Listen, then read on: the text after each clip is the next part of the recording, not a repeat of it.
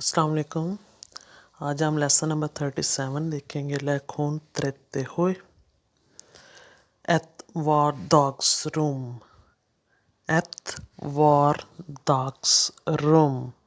A living room. Living room. Ett soffbord.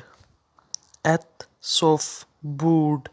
A coffee table. एक coffee table या सोफे के आगे ये जो मेज़ होता है उसको कहते हैं एट सोफबोर्ड। एन सोफ़ा। एन सोफ़ा आ सोफ़ा एक सोफ़ा। एन फोथोली।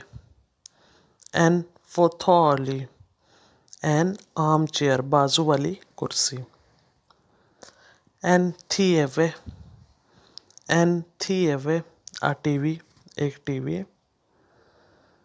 एन थिएवे बैंक। एन थिएवे बैंक आ टीवी स्टैंड एक टीवी का स्टैंड।